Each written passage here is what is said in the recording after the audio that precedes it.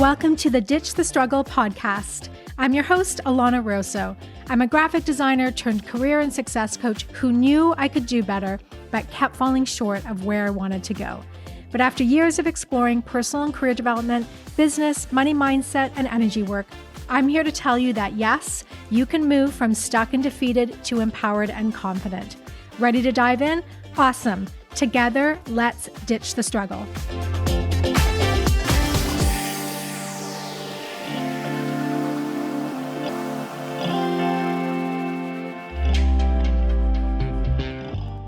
Hello and welcome back. It is January, and why not talk about burnout in January? Because even though we've had some downtime, a lot of us have had downtime, although I'm always still shocked at how many companies just fully work through the holidays.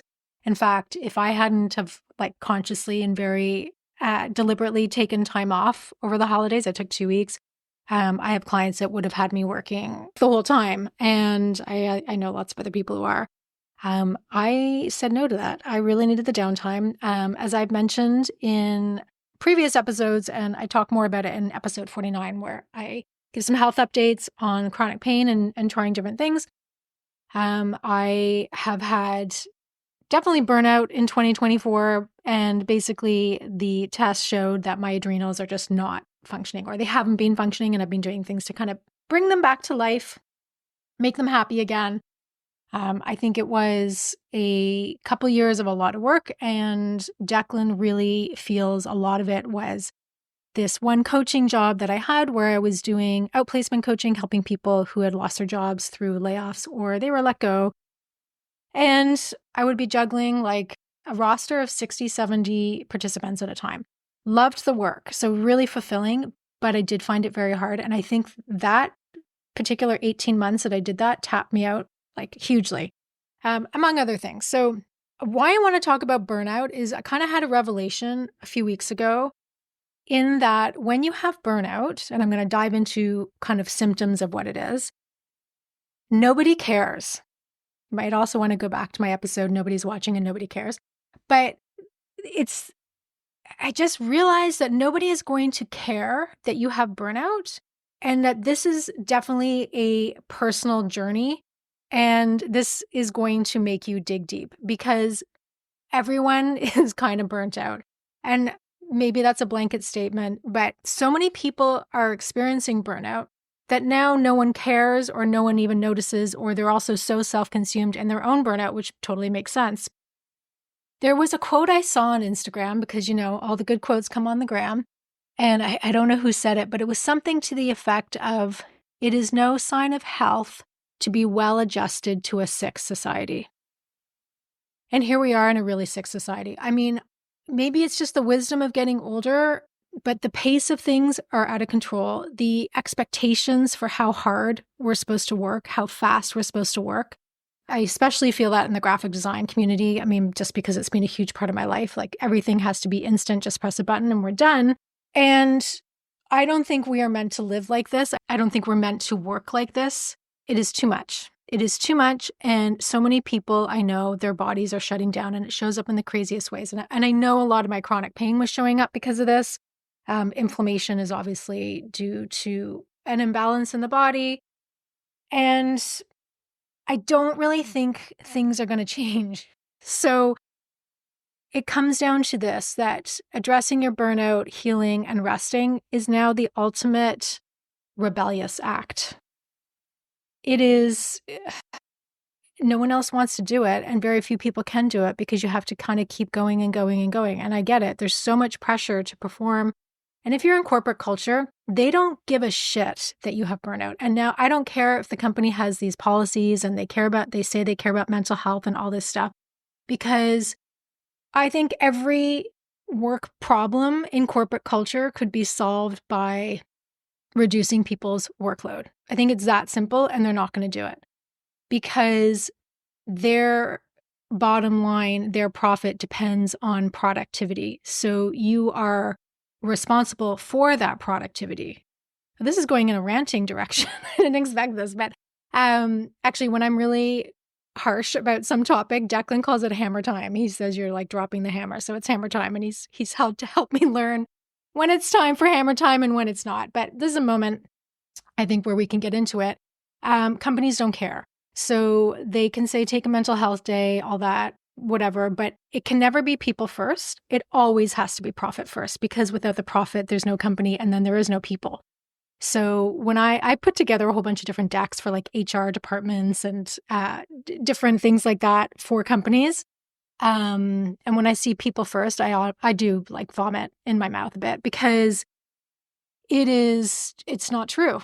And that's not to say there's not bosses out there that care and tell you to take a day off and take the time you need, but the workload never ends. And when I'm coaching people who can't deal with their workload, I honestly find this probably the hardest thing to coach, because if you don't say yes to everything, you will be labeled, in most cases, difficult. Like, I know you're trying to have boundaries, but it can be difficult. And one of the things that's very common in corporate culture is this idea of, you can't say no to any job, or there's, you have to wear all the hats.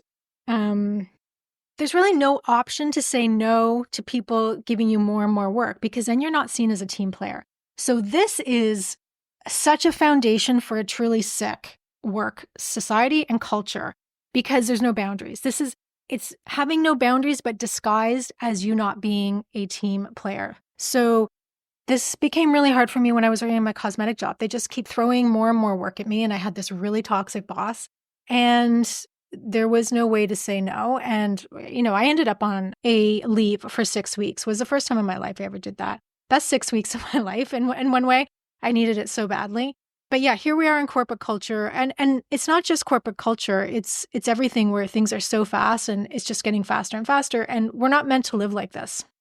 So I am getting to the point where all I want to do is hang out with the trees, because it's becoming too much. And, when I hear clients that I work with who I love, but, they may be disappointed, or I can feel they're almost annoyed that I'm taking some time off, that sometimes triggers me too, because I am not a machine. And here we are needing to be machines.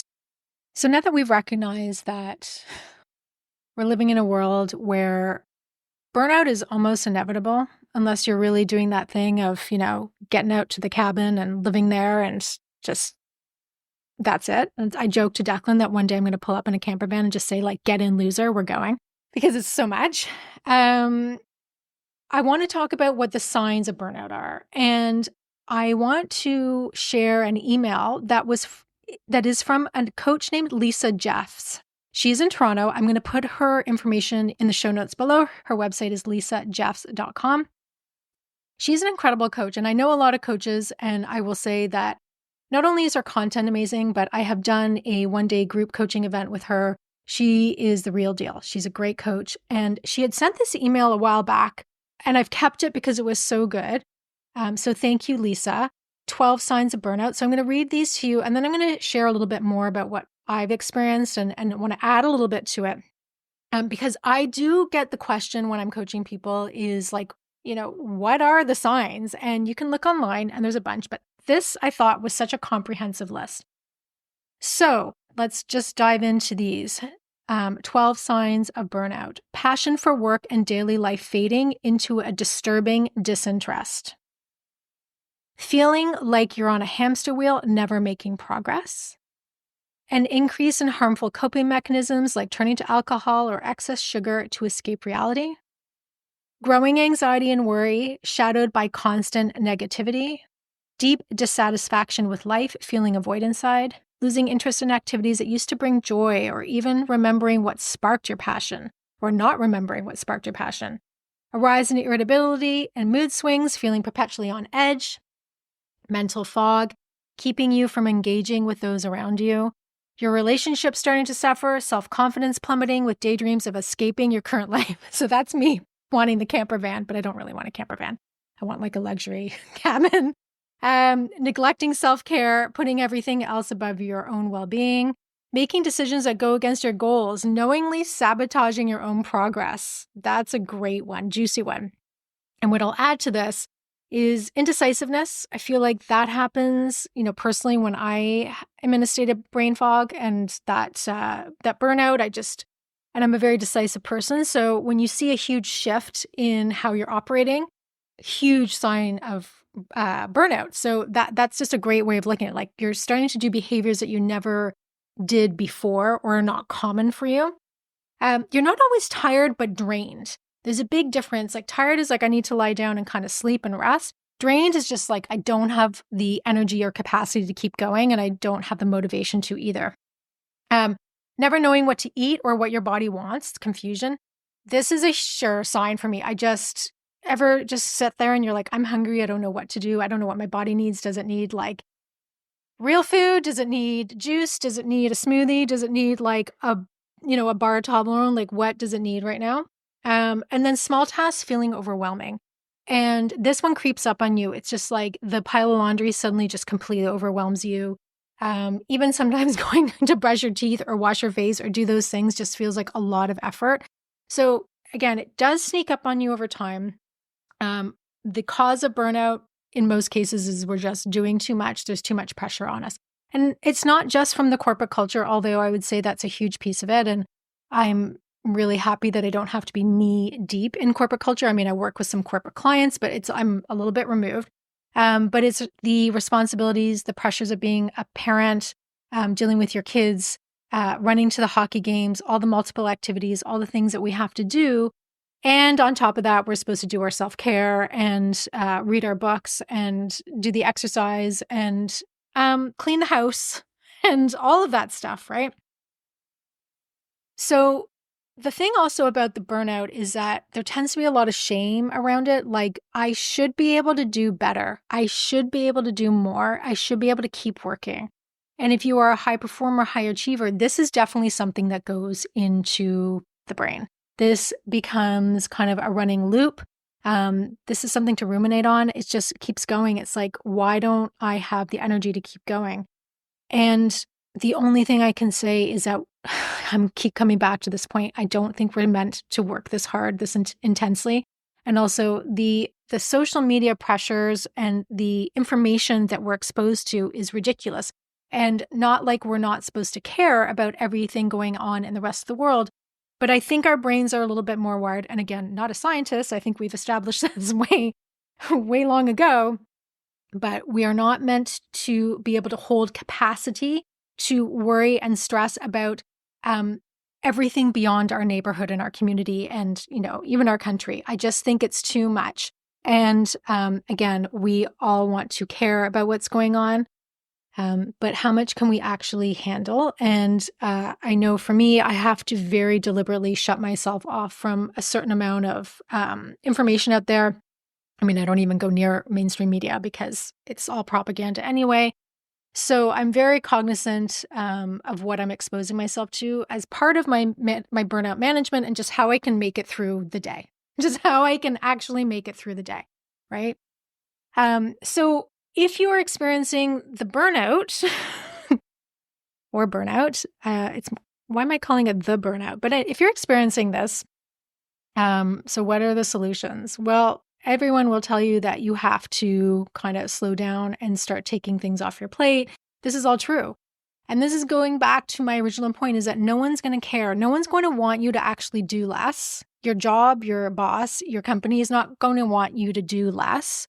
Probably your family still want you, your kids are going to want you to do more and keep going and do all the things. So I feel that burnout is the ultimate test in boundaries and letting yourself rest. And this is so hard. As I said, rest is now an act of rebellion in the world that we live in, unless you're in that like cabin in the woods, right? I had a great conversation with a friend who's just really trying to transition back into working and after going through a really tough time. And she's using a very simple kind of concept every day. It's like, how many teaspoons of energy do I have to give? And if I only have, 3 teaspoons of energy, then that's okay. And that's what I'm going to put in that day. If I have 10 teaspoons of energy, then I can knock it out of the park. And some days we will. Even if we're going through burnout, there's going to be days where we have more energy and we can do more. And that feels great. But giving ourselves a permission to marinate and work through the burnout and the feelings of losing the passion for doing things, like that just not having an interest in things, I totally can understand. It's like, I just don't care about anything. I don't want to have a hobby. Not really interested in being creative.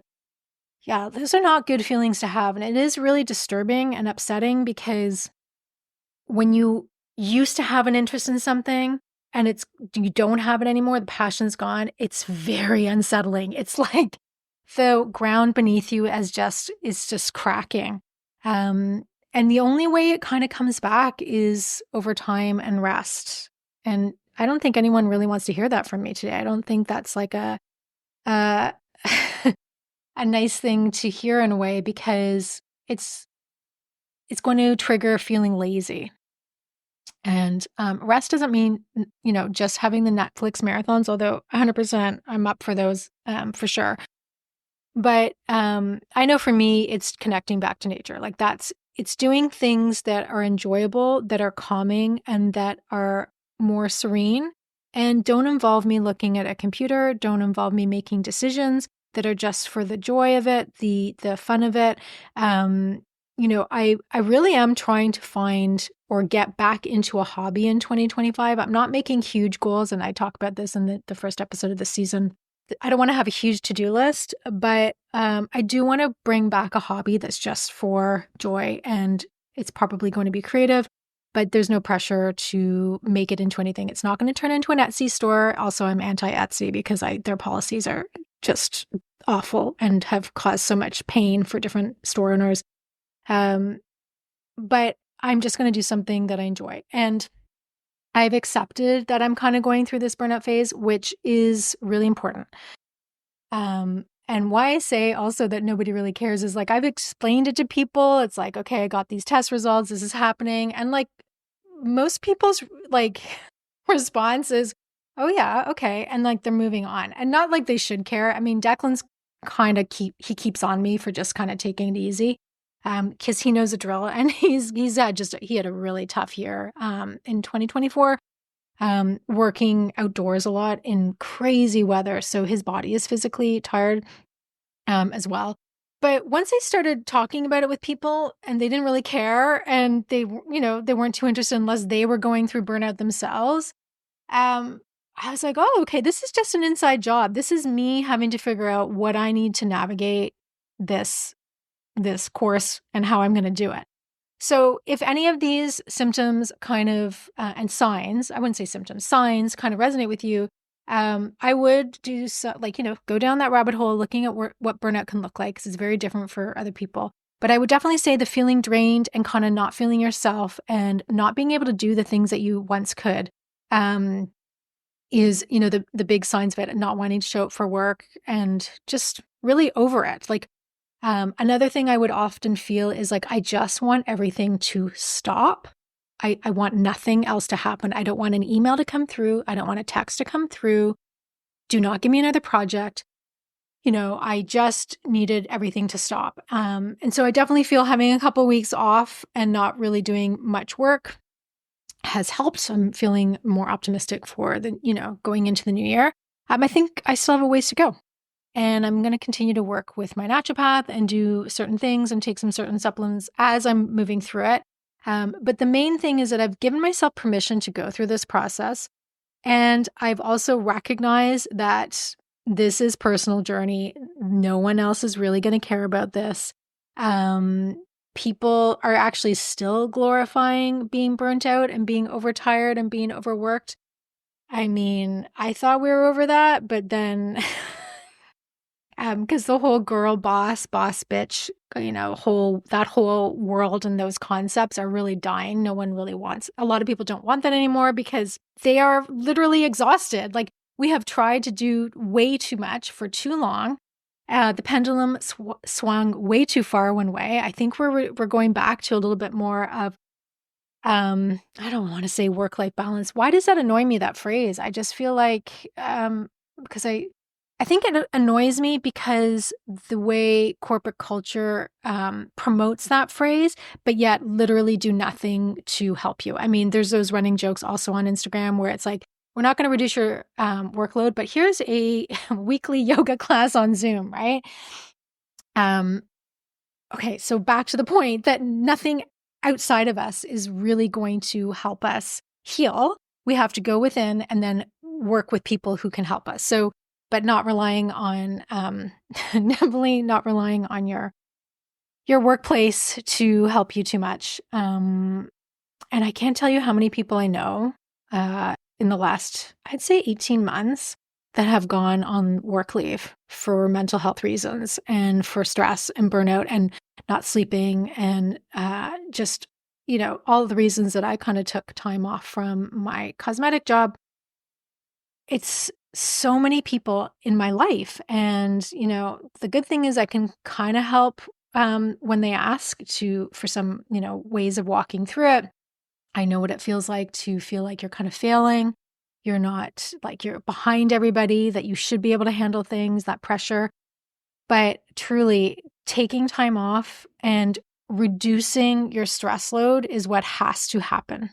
And it's okay because we are human and this is what is part of the human process. And we really are living in a time where we are expected to just perform 24/7, and it's making me really upset and it's making me really mad. You can hear that at the beginning of this episode, I think. The Hammertime is there. So know that you're not alone. So many people are experiencing this, and I would say it's one of the most common things that comes up in a coaching conversation when I'm working with clients in some capacity. And then it's going to be about digging deep and seeing how you can step back from some of the things you do. I'm a big fan of offloading from whatever you have on your plate and seeing what you can take out and not adding stuff back in. That's the challenge. It's taking things off your plate and not being like, oh, now I'm going to add in 17 yoga classes in a week. I mean, I'm all for doing the exercise and something, but we just want to make sure that we don't replace one chaos with another kind of chaos, even if that chaos seems like it's a relaxing thing. It's sometimes just like more chaos. Okay. So I'm going to leave the links to Lisa Jeff's website because I really talked about her signs of burnout at the beginning. I think they're amazing. She has incredible information on her Instagram and her website. Dive into it. I really do hope to have her on the show too. That's one of my goals right now. And if you have any questions about burnout, feel free to send me a message. I hope some of this resonated with you. And I know that we are capable of moving through burnout if we take the time to really go within, because usually it's external things that have led us to create an experience of burnout. Take care, guys.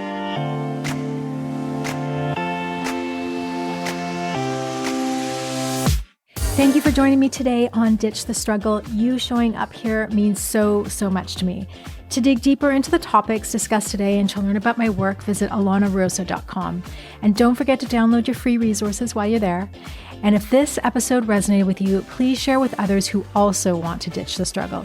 Go ahead and subscribe to the podcast, leave a rating and a review, and let me know what you'd like to see more of on this podcast. And before I go, I want to leave you with my 3 favorite ways to ditch the struggle. Be your own best advocate, take baby steps for the win, and forget about a linear career path. It's overrated and you are doing just fine. See you next time.